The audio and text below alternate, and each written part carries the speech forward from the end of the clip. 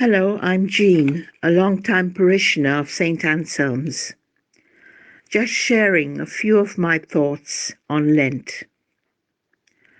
I can't believe that 1 year has passed since we were plunged into a different world, a world of lockdown and isolation. For some, it has been a time filled with fear and anxiety. I am aware that many are depressed, lonely, and also it has been sad for those who have lost loved ones without being able to spend much time with them before they passed away because of COVID restrictions. I pray that they will be consoled and God will give them the strength and courage to go on in life. I have tried to make this Lent as fruitful as I possibly can.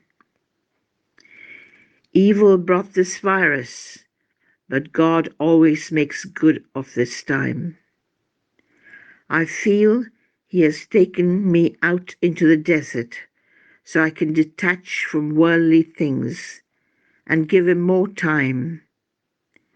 I'm given the opportunity to slow down and reevaluate my life, a sort of inner cleansing spiritually. As a result, I've made a better examination of my conscience and grown in my faith with spiritual reading and courses that I've taken on Zoom. There is more time for me also to spend time trying to listen to God, whereas before I was always rushing around doing things. As Lenten devotions are restricted, example, community prayer, stations of the cross, etc., I still thank God that we can still participate in the daily sacrifice of the Mass. How blessed am I! It brings me to reflect on the lives of many persecuted Christians around the world. I would like to relate to you about the persecuted underground church in China, how they persevere in spite of terrible persecutions. Recently, a pastor took 14 Bibles with great courage, hidden, he did not say how, as he did not want to be exposed. He took it to a community of 22 Christian leaders. The room was made to look like a working place, farming tools on the outside. When the alarm went that the authorities were coming, they took their tools and busied themselves on the land. The pastor asked them, "What will happen to me if I'm found out?" They replied, "You would be deported in 24 hours, and we would be imprisoned for 3 years under harsh conditions." He asked them how many of them had been in prison. He counted 18 hands that were put up out of the 22. These were group leaders of little groups which were spread around China. They numbered 20 million of 1.3 billion people in China. Bibles were shared, and the leader went on to read Peter 2, chapter 1. One lady gave her Bible to someone else, and as the pastor watched her, he noticed she recited the whole chapter from memory. So he asked her, "Where did you memorize the chapter?" She replied, "In prison." "There is much time in prison." He asked, "Don't they confiscate the Bible?" She said, "Yes, but people bring in scriptures written on pieces of paper."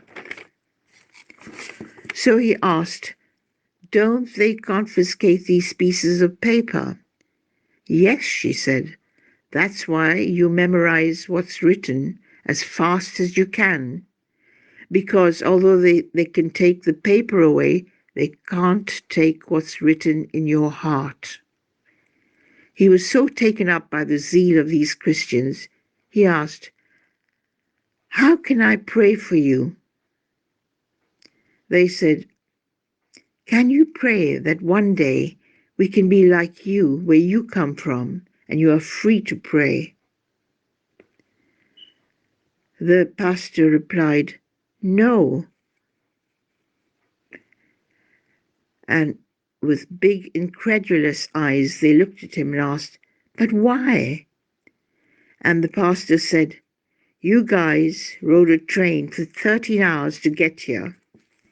In my country, if they have to drive 1 hour, people don't come. You sat on a wooden floor for 3 days. In my country, if it is more than 40 minutes, they would leave. You sat for 3 days on a hard wooden floor with no air conditioning.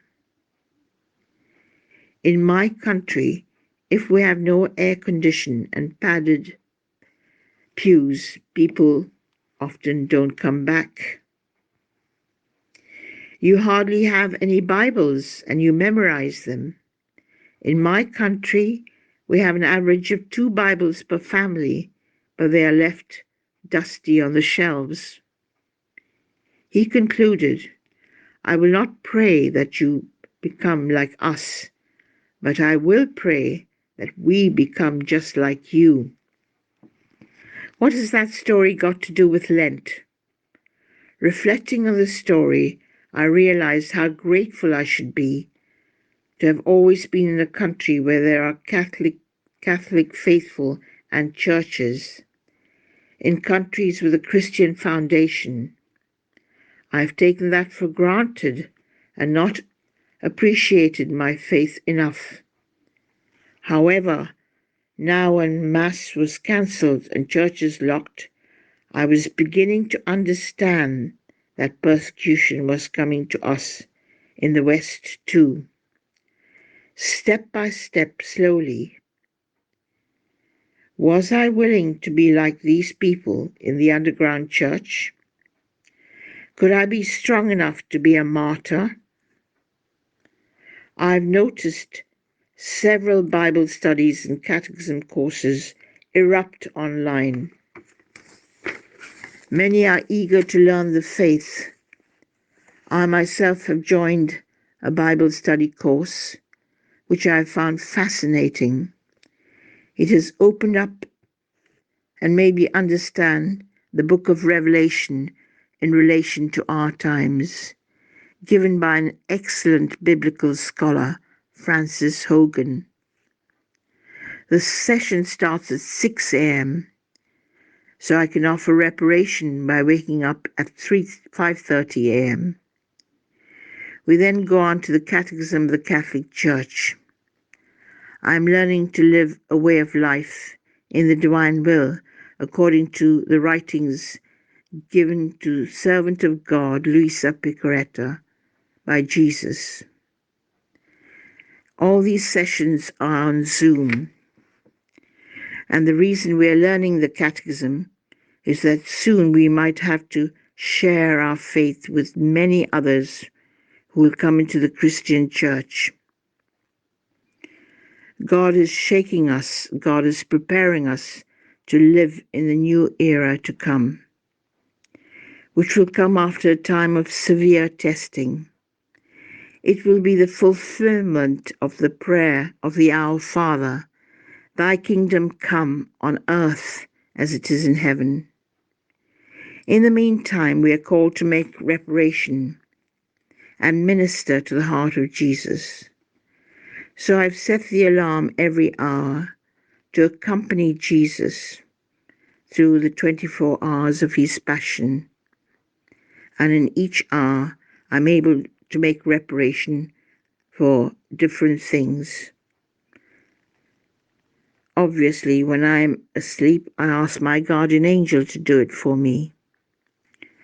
So as you can see, my life is full and I just no time now to be depressed or lonely, and I'm eager to share my faith with others. Thank you for listening to me. Lord, I know how much you love me. It is hard for me to feel it sometimes, but I know your love is always with me. Help me to use your love as a way to persevere in my Lenten intentions. I am weak, but I know with your help I can use these small sacrifices in my life to draw closer to you. Amen.